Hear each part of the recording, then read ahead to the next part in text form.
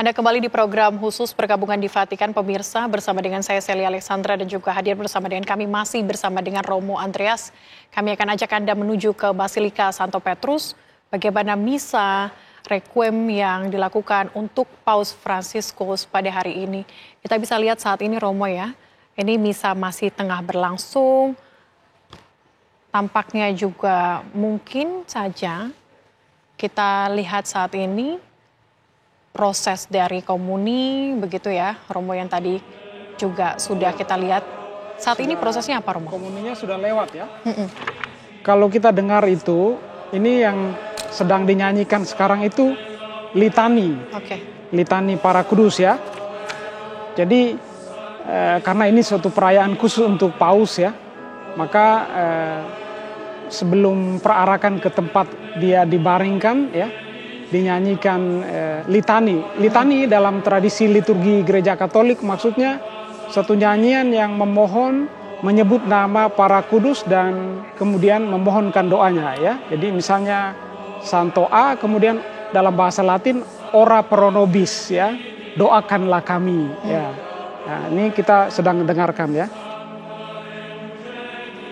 Artinya setelah litani ini selesai dibacakan, apa kemudian prosesnya akan dilakukan? Ya kalau kita lihat dari tata urutan ibadat yang dipersiapkan di dalam oleh Vatikan sendiri, ada nyanyian litani ini, kemudian masih ada beberapa urutan doa juga ya, yang bahkan doa dari ritus Gereja Timur juga kalau saya lihat kan, kalau teksnya ini diikuti ya, nah itu jadi ada ritus doa dari teman-teman ritus Gereja Timur ya, lalu kemudian doa yang lain yang disampaikan oleh pimpinan gereja begitu ya, lalu baru kemudian diakhiri dengan suatu seruan doa sebelum perarakan ke Santa Maria Maggiore ya. Tapi Romo, kalau kita misalnya mengacu kepada teks misa yang diterbitkan oleh Vatikan begitu, apakah Romo melihat ada perbedaan dari misa-misa requiem pada umumnya? Ya, ini misa untuk seorang paus ya. Jadi kalau misa requiem untuk orang biasa, umat kan ya seperti ekaristi biasa. Cuma liturginya dengan nuansa ya requiem ya, nada sedih ya, memohon keselamatan jiwa ya. Tentu juga bagi seorang paus ya. Tapi dalam konteks seorang paus, dalam tata liturgi ini, dalam teks ini ada suatu litani yang panjang ya, doa kepada Tuhan dengan memohon doa para kudus ya, gitu ya. Seperti kita lihat di layar, di sana juga tampak ya, mungkin perwakilan dari ritus Timur juga ada di sana ya. Maka doanya ada juga dari bagian dari ritus Timur ya. Ritus Timur itu apa Romo maksudnya? Jadi suatu ritus Katolik yang bukan pada gereja Roma ya, gereja Latin ya, tetapi juga masuk di dalam kekatolikan gitu ya. Seperti contohnya apa itu Romo mungkin? Di ritus Timur itu terutama misalnya yang berada untuk negara modern sekarang berada di Turki misalnya ya, ada Patriarka Bartolomeus di sana ya gitu ya. Tetap punya hubungan dengan Katolik ya, tetapi sedikit perbedaan ritus ya. Istilah ritus itu maksudnya ya tata liturginya ya, untuk sedikit berbeda ya. Tapi semua dalam kesatuan Gereja Katolik. Artinya hari ini digabungkan ya, begitu, mereka diundang ikut serta ya dalam perayaan ini ya. Itu luar biasa ya, misa requiem dari Paus Fransiskus yang memang berbeda dengan misa requiem pada umumnya. Tentu saja, yang hari ini juga melibatkan ritus Timur dalam misa yang ritusnya Gereja Latin, tetapi saudara-saudara dari Gereja Timur perwakilan ya diundang juga ya, entah imamnya, entah uskupnya ya, hadir di sana ya. Kalau ini masuk di, apakah masih bagian dari litani? Ya ini masih panjang ya, bagian dari litani para kudus ini. Apakah litani yang saat ini dibacakan mungkin yang sesuai dengan teks yang saat ini Romo bisa lihat, apakah litani yang pada umumnya mungkin sering dilakukan untuk misa-misa di Indonesia atau seperti apa? Ya, Romo? sekarang litani biasanya untuk misalnya perayaan Ekaristi untuk tabisan ya. Kalau untuk religius misalnya untuk kaul misalnya ya. Tapi di sini ya misa requiem tapi untuk seorang paus ya. Mungkin Romo bisa bantu kami untuk menerjemahkan, untuk melihat proses apa yang sedang berlangsung. Sekarang kita sudah selesai dengan litani dan ada suatu doa yang sedang diucapkan oleh uskup ya. Ya, mohon doa itu tadi intinya mohon keselamatan bagi jiwa Paus Fransiskus dalam hal ini ya. Sebagai gembala gereja, sebagai pastor ya, yang sudah mengabdikan dirinya ya, dimohonkan kepada Tuhan supaya dia sekarang diterima dalam kebahagiaan abadi ya. Istirahat yang kekal. Ya, betul ya. Nah, ini kita perhatikan di layar ya. Nah, ada arak-arakan ya para. Nah, ini yang tadi saya maksudkan, saya kira bagian dari doa yang disampaikan dengan ritus oriental tadi ya, gereja timur tadi ya. Itu langsung di depan makam. Ya, di seputar jenazah Paus Fransiskus ya. Nah, ini kita lihat ya. Berarti doa-doa ini litani, kemudian doa dari oriental seperti yang tadi sempat Anda sampaikan Romo, dari ritus timur ini disampaikan langsung di depan jenazah dari Paus Fransiskus ya. Begitu yang nanti sedang kita tunggu. Kita lihat perwakilannya ya. Ya, ada pendupaan dulu ya. Nah, ini doanya didoakan dalam bahasa Yunani ya. Karena ritus timur ya dengan bahasa Yunani. Ya.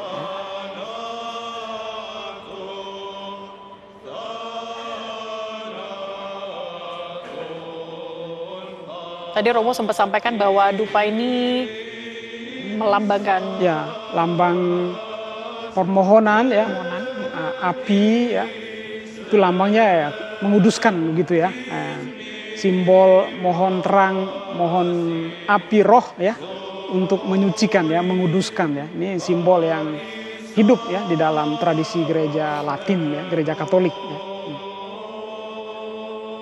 Sambil mendaraskan lagu ya.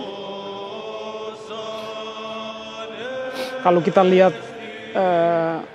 yang diterjemahkan dalam bahasa Italia di sini ya, isi dari nyanyian doa ini ya, mohon kepada Tuhan untuk ya dengan doa-doa para kudus untuk menerima jiwa Bapak Paus Fransiskus. Nah, lalu kemudian juga ya mohon supaya dia beristirahat dalam sukacita abadi, dan tentu juga ya dalam ritus Katolik doa itu disampaikan juga dengan memohon perantaraan doa-doa Maria ya di sana ya. Jadi Maria Perawan ya disebut ya, Immacolata ya, Bunda Allah ya. Kepada dia kami mohon, kepadamu kami doakan gembala kami Bapak Paus Fransiskus.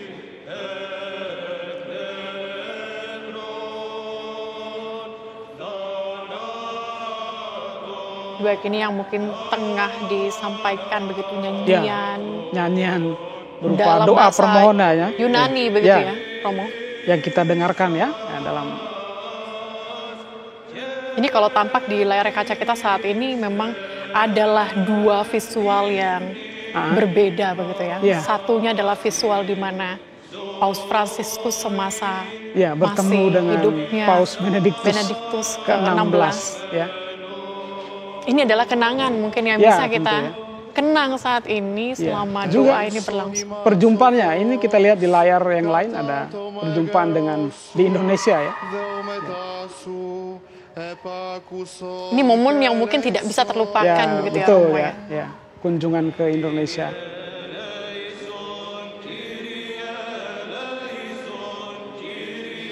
Nah, ini yang di layar yang lain kita lihat adalah patung Maria di Santa Maria Maggiore. Ini berkat terakhir Ya, yang disampaikan, juga diberikan kepada ditampilkan, ya betul ya. Kalau saat ini apakah masih berada dalam nyanyian Ya, Ritus Timur ya, Romo? masih ya, ritus doa dari ritus oriental untuk keselamatan paus ya. Ya. Cukup Dan panjang. doa mereka itu juga disertai dengan permohonan ya, Kyrie eleison ya, Tuhan kasihanilah kami ya.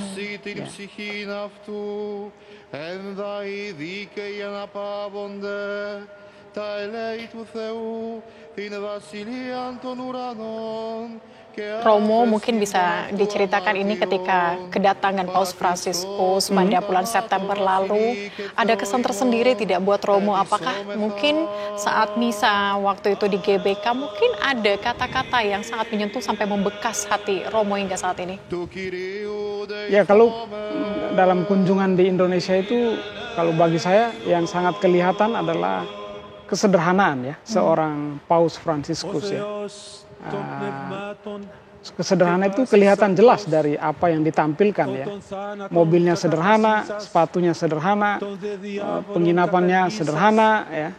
Tidak banyak protokol yang rumit begitu ya. Nah, itu menunjukkan bahwa ya, dia pemimpin yang memang mau berjumpa dengan umatnya ya. Dia pemimpin yang tidak takut juga ya. Dia membuka jendela, artinya dia tidak punya musuh, dia datang untuk membawa damai gitu ya. Pesan damai ditunjukkan dengan sikap yang jelas ya, konkret gitu ya. Nah, itu bagi saya sangat mengesankan. Juga kalau ingat dia bagaimana memberikan pidato di Istana Negara, pesannya sangat penting untuk Indonesia ya. Diingatkan kepada kita bahwa kekayaan kita adalah keberagaman kita ya, kebinekaan kita ya. Jadi selain kekayaan alam tentu saja ya, kebinekaan, ya, keberagaman agama, budaya ya. Nah, itu suatu kekayaan yang harus menjadi kesempatan bagi kita untuk berdialog satu sama lain ya. Ya, persaudaraan. Ya. Baik. Oke, kami juga hadirkan untuk Anda pemirsa, ini terhubung bersama dengan kami Romo Kaspir. Selamat sore Romo. Selamat siang waktu Vatikan, Roma, Italia. Baik, selamat siang waktu Vatikan. Mungkin Romo bisa jelaskan saat ini bagaimana situasi di sana, suasana duka yang memang terjadi di sana, Romo. Baik, mungkin seperti yang kita semua atau Anda saksikan dalam layar televisi, bahwa saat ini sedang berlangsung misa pemakaman dan sudah hampir selesai.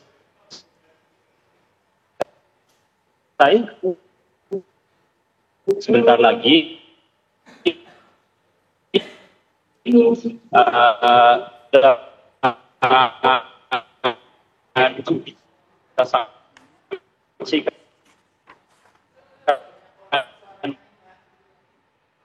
Baik, Romo.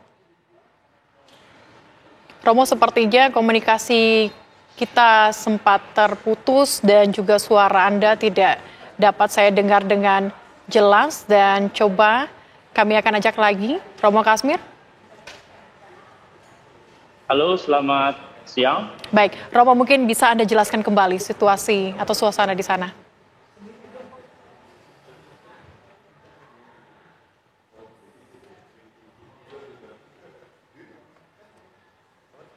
Romo Kasmir. Baik, Romo Andreas, mungkin kita kembali nih untuk melihat bagaimana kemudian situasi di sini. Romo mungkin bisa kembali menjelaskan apa yang sedang berlangsung, Romo? Ya, kita masih di lapangan Santo Petrus ya, Basilika, dan kita masih mendengar juga ya doa dari dengan ritus timur yang sedang dibawakan oleh seorang uskup ya, tampaknya ya. Selesai ya. Kita lihat di layar.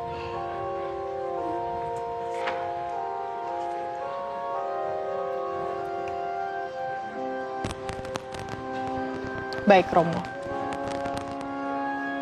Begitu mendalam ternyata ya, Paus Fransiskus ini berkena kepada hati seluruh umat. Tentu ya. Khususnya juga kita yang berada di Indonesia, karena baru beberapa bulan yang lalu, belum 1 tahun, kedatangan Paus Fransiskus ke Indonesia membawa kesan yang begitu dalam untuk kita semua dan memberikan pesan tersendiri untuk seluruh umat yang ada di Indonesia saat ini.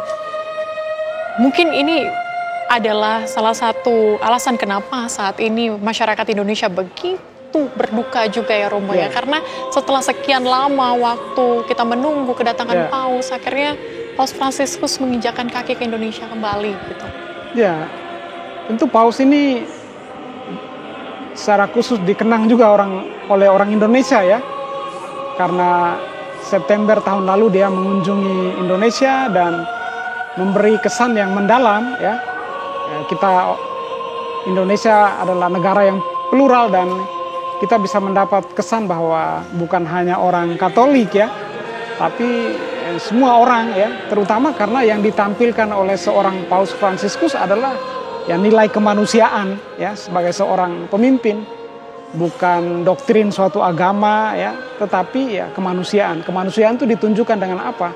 Ya berdialog, terbuka, bicara dengan semua orang, membangun komunikasi ya.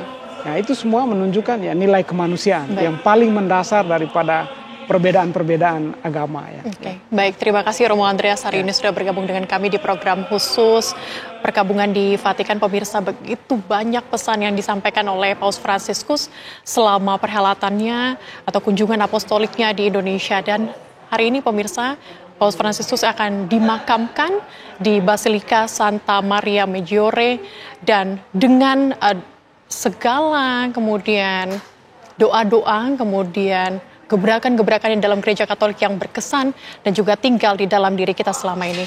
Demikian program khusus Perkabungan di Vatikan bersama dengan saya Celia Alexandra. Terima kasih, selamat jalan Paus Fransiskus.